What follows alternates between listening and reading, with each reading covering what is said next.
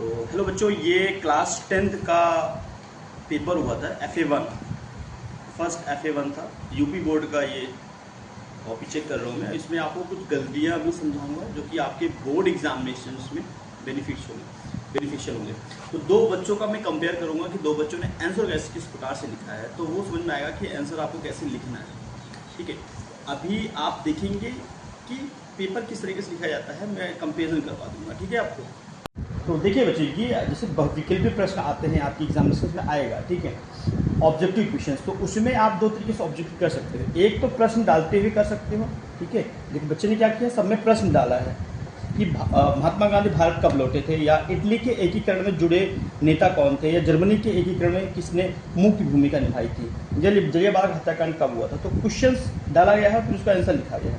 एक तो तरीका ये होता है, इस तरीके से भी लिख सकते हो, बट इसमें क्या होगा, आपका टाइम खराब होता है। ठीक है, तो बेस्ट तरीका एक आपका ये हो सकता है कि आप ऐसे इस प्रकार से डालिए और प्रश्नोत्तरी 1 उसके बाद बहुविकल्पीय प्रश्न डाल दीजिए यहाँ पे, और स्केच से ही डालना है, ब्लैक कलर के स्केच से डालना है स्पष्ट। उसके बाद पहले का आंसर क्या है, मध्य। इसके ये तो गलत है जैसे ना, ये भी गलत है, ये भी गलत है, तो बच्चे ने इसमें गलत किया है, और ये वाला ठीक था, ये वाला ठीक था। तो इस प्रकार से देखो, स्पष्ट से चेक करने में ज़्यादा दिक्कत नहीं होता एग्जामिनर को, तो आपको ना स्पष्ट नंबर दे देगा। यहाँ पे थोड़ा क्या होता है कि हालांकि देखने में अच्छा लग रहा है, ऐसी दिक्कत नहीं है ज़्यादा, लेकिन फिर भी टाइम ले जा रहा है आपका। और जब टाइम आप ले जाओगे तो अंदर जो आपने लिखा है, जो आपका मेन जहाँ से आपको नंबर्स मिलेंगे, जैसे दीर्घ उत्तरी प्रश्न है, तो यहाँ पे इसको अच्छे से आप बड़ा कर सकते हो, लॉन्ग कर सकते हो। तो ये डिफरेंस है कि बहुविकल्पी आपको इस तरीके से चूज़ करना है, ये वाला मेरे अकॉर्डिंग ऐसा है। बाकी अगर आप कंफर्टेबल हैं, आपकी स्पीड अच्छी है, तो आप इस तरीके से चूज़ कर सकते हैं। बच्चे ने यहाँ पे सब लिखा है, अच्छे लिखा है। 1915 में महात्मा गांधी दक्षिण अफ्रीका से लौटे थे, और जलियांवाला बाग हत्याकांड हुआ था 1919 में। ठीक है, ये करेक्ट है। और असहयोग आंदोलन महात्मा गांधी के द्वारा शुरू किया गया था। ठीक, यहाँ पे बच्चे ने सब किया है, तो बच्चे को सीधे 5 नंबर यहाँ पे मिल जाता है। फिर ये एक नंबर का क्वेश्चन था, जिसे इसमें भी मैं कंपेयर करता हूँ कि अति लघुत्तरी प्रश्न यहाँ पे बच्चे ने डाल दिया है ऑब्वियसली। ठीक है, तो यहाँ पे था कि राष्ट्रवाद क्या है। अब देखिए, दो बच्चे का अलग अलग डिफिनेशन हो सकता है। राष्ट्रवाद क्या है, राष्ट्रवाद का अर्थ होता है देश प्रेम। ठीक, बिल्कुल करेक्ट है।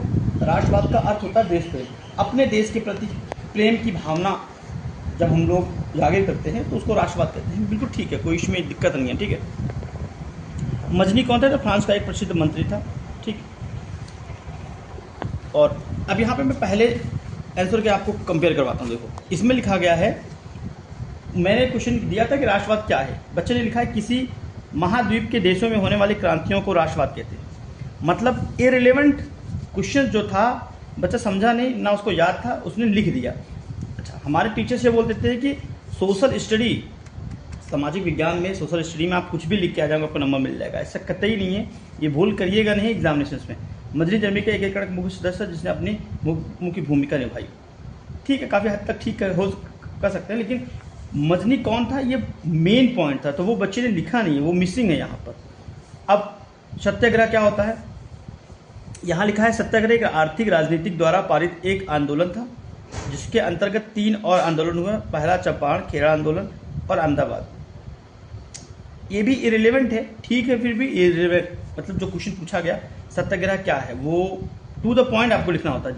यहाँ देखो, जहाँ लोग इकट्ठे होकर सत्य बोलते हैं, उसे उस ग्रह को सत्याग्रह कहते हैं। ग्रह मतलब होता है घर, लिखा है उस ग्रह को सत्याग्रह करते हैं। बिल्कुल इरेलीवेंट है, यहाँ पे भी नंबर्स कोई मिलेगा नहीं। ठीक है, तो इस तरीके देखिए, आप लिख रहे हैं। जैसे एक क्वेश्चन मैंने पूछा था कि रोलेट एक्ट क्या है, तो बच्चों को कुछ नहीं याद था, तो रोलेट एक्ट एक कानून था। देखो, अभी क्योंकि मैंने सोशल हिस्ट्री, ये 10th क्लास में सोशल हिस्ट्री मैंने पढ़ाया नहीं है, कुछ ही क्लास हुआ है, न्यू अपॉइंटमेंट मेरा स्कूल में है, तो मैं अभी बच्चों से उतना अवगत नहीं हूँ। बच्चों को जो पहले पढ़ाया गया था, जो बच्चों को ध्यान था, उसने लिखा है। और रोलेट एक्ट एक काला कानून, इतना ही याद है।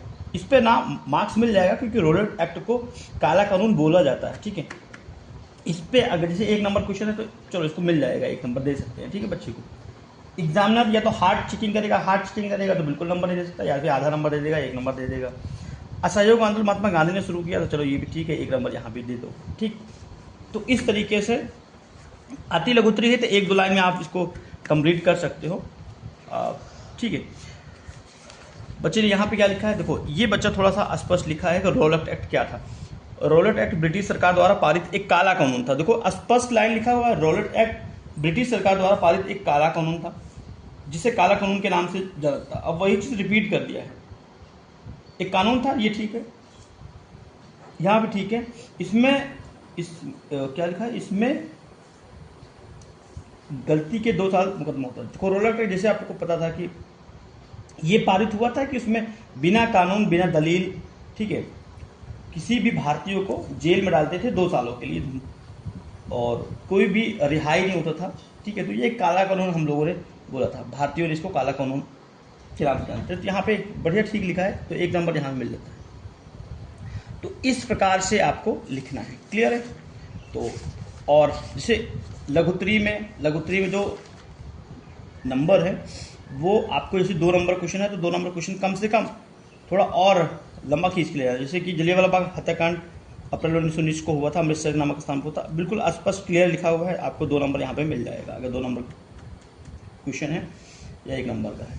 महात्मा गांधी भारत में सन 1915 ईस्वी का वापस लौटे। देखो डिटेल्स याद है बच्चे को, बट बच्चा स्ट्रक्चर नहीं बना पा रहा है। महात्मा गांधी भारत में सन 1915 ईस्वी क्या लिख रहा है कुछ नहीं पता है, बट उसको पता है कि 1915 में लौटे थे और दक्षिण अफ्रीका से लौटे थे। डिटेल्स उसको पता है बट वो स्ट्रक्चर नहीं कर पा रहा है। तो ये हिंदी में थोड़ी सी बच्चे में कमी है, जिसकी वजह से वो लिख नहीं पाया, बाकी उसको पता है ये सब चीज़ें, ठीक है। तो इस प्रकार से थोड़ा सा और मेहनत करने की आवश्यकता है इस बच्चे को। मार्क्स तो खैर मिल जाएगा क्योंकि ये टेस्ट ही है, हाफ ईयर एग्ज़ाम नहीं है, थोड़ा सा सुधार किया जाएगा, बच्चों को और ध्यान दिया जाएगा। तो आप लोग भी इस तरीके से क्वेश्चन डाला करें। जैसे धीर की उत्तरी धीर ही गलत लिखा है, तो इस प्रकार से प्रश्न भी डाल सकते हैं, या फिर प्रश्नोत्तर नंबर 1 और वहाँ पर आंसर लिखना शुरू कर सकते हैं।